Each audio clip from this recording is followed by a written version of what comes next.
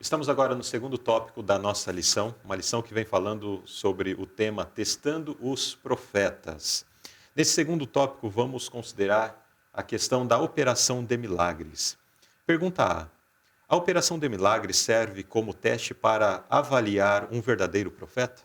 Irmão Alexandre, será que a operação, sinais, maravilhas, é uma característica do verdadeiro profeta? Aí depende de como você entende os sinais. João Batista é considerado o maior dos profetas, segundo Jesus, porque ele foi precursor do Messias. Então ele pregou aquilo que todo profeta sonhou em fazer, que é anunciar a chegada do Messias. Uhum. E Jesus disse assim, ele é o maior dos profetas. E não fez nenhum sinal, nenhuma cura, nenhum milagre, nada, nada. O único momento, Luzia, que você encontra na Bíblia que é uma manifestação sobrenatural na vida de João Batista, é quando você lê aqui em Lucas capítulo 3, o seguinte, Lucas em capítulo 3, está escrito assim, ó, no 15º ano do reinado de Tibério César, sendo Pôncio Pilatos governador da Judéia, Herodes tetrarca da Galiléia, seu irmão Filipe tetrarca da região da Tureia, e Traconides, e Lisânias, tetrarca de Abilene, sendo sumos sacerdotes Anás e Caifás, veio a palavra de Deus a João, filho de Zacarias, no deserto. Então, a única vez que há uma manifestação sobrenatural na vida de João Batista é quando Deus chama ele para o ministério profético. Depois disso aí ele prega. Ele é um pregador, na verdade, né? No velho estilo profético. A gente sempre tem, com esse negócio de ano novo, que tem sempre aquelas previsões, e são chamados profetas evidentes para fazer previsões do futuro, a gente sempre ligou, assim, de forma empírica, a ideia de profecia com ver o futuro, adivinhação. Mas o conceito de profeta na Bíblia é muito mais amplo. Ele envolve transmitir a palavra de Deus, advertir o povo com respeito ao que está errado, levar as pessoas mais próximas de Deus. Nem todos os profetas fizeram previsões futuristas, como João ou Daniel. Você pega ou tiveram revelações e visões do céu. Sim. O próprio João Batista só teve uma vez na vida dele, e depois disso, e ele é considerado o maior de todos os profetas, porque sinais, aí você pergunta, mas para que servem sinais então? Nós vamos ver que existem 3 momentos na história da revelação, do plano da salvação, que os sinais se tornam mais intensos. É no tempo do Êxodo, quando é dado o Pentateuco, no tempo de Elias e Eliseu, quando começa o ministério dos profetas, e é dado o resto do Antigo Testamento, da Taná, e depois, na época dos apóstolos, quando é dada a revelação do Novo Testamento. Então, a cada nova revelação de Deus ao mundo, ele é marcado por uma era de sinais e maravilhas. Então, por quê? Aí Paulo, em Hebreus, explica por que acontece isso. Ó. Hebreus, no capítulo 2, ele mais ou menos explica por que Deus faz isso. Ó. Hebreus 2...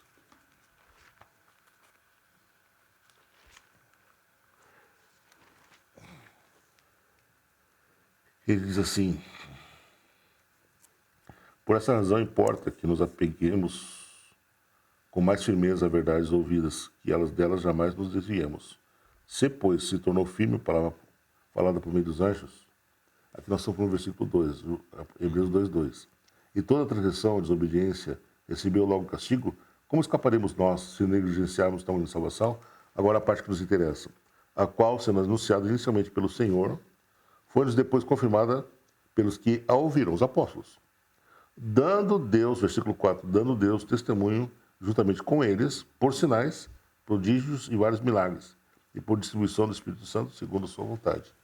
Então, a confirmação da palavra profética, a palavra dos apóstolos, foi dada por meio de sinais. Então, Deus confirmou, não, eles são enviados por mim, eles são homens de Deus, porque estão sendo acompanhados de sinais. Aí vem a história de que Pedro curava só com a sombra, né? Paulo só com a sombra, né? Porque eles tinham poder.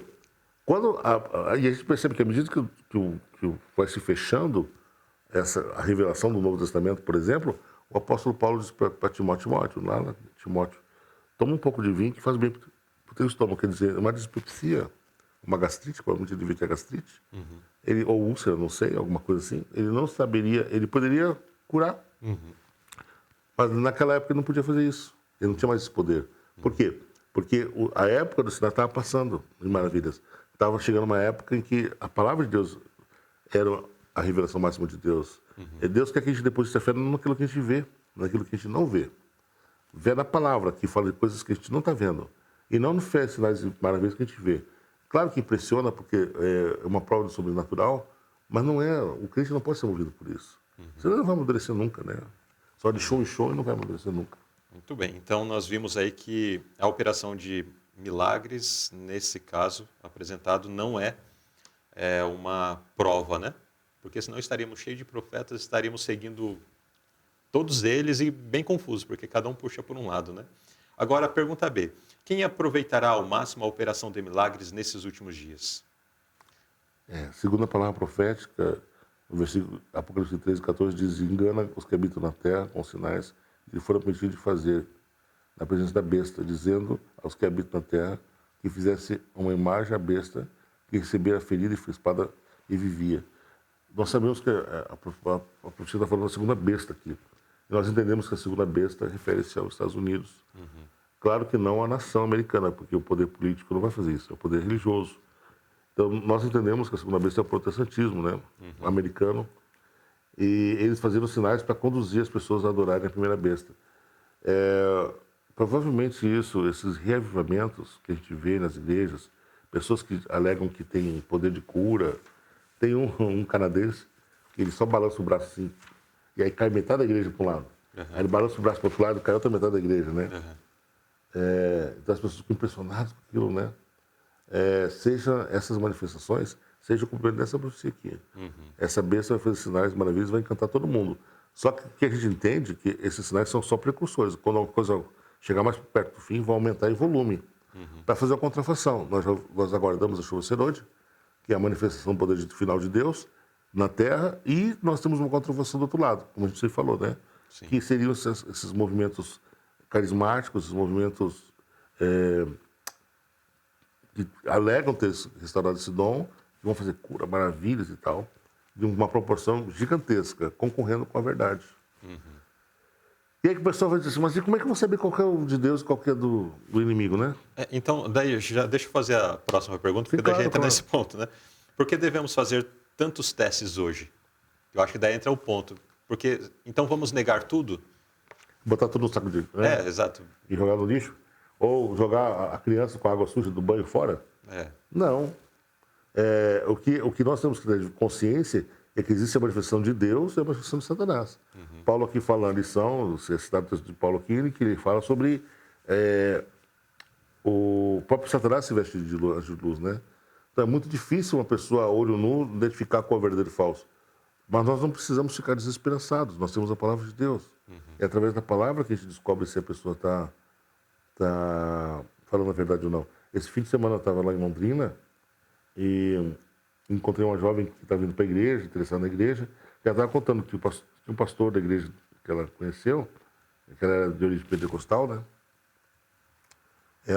Ele alegava que a Bíblia não é desconfiar. Que as revelações que ele tinha, sim, deviam levar confiança. E eu sei que existem muitos pregadores por aí dessas pequenas igrejas, grupinhos que tem espalhado pelo interior do Brasil, assim, fazem isso. Eles desmerecem a Bíblia como autoridade e impõem a autoridade dele em cima da Bíblia. E se esse cara faz sinais, as pessoas vão ficar, é verdade. Mas se você desprezar a Bíblia como revelação de Deus, você está sem referência nenhuma. Aí é mesmo a tua credulidade, é teus olhos, e eles podem enganar. Exato. Então, nos é chamada a atenção, né, para a questão da palavra de Deus, aí a revelação máxima, né? E ao mesmo tempo em que no meio de tantas essas revelações, de pessoas que se levantam apresentando, né, a mensagem, supostamente, não tem como também colocar tudo dentro de um saco só e desprezar a todos, né? A nota nos chama a atenção para o fato de repente, entre pessoas nos últimos dias, né, porque também haverá manifestação de pessoas, profecia, nós vamos ver mais à frente, eu acho nessa lição ainda, faz menção de que nos últimos dias pessoas terão sonhos, terão visões dentre o povo de Deus, né? E daí se ignorarmos todos, de repente nós estaremos rejeitando aquele que Deus levantou de fato. Mas para também não aceitarmos tudo, e não devemos aceitar tudo, daí devemos levar a prova, né? E a prova é parte da palavra de Deus.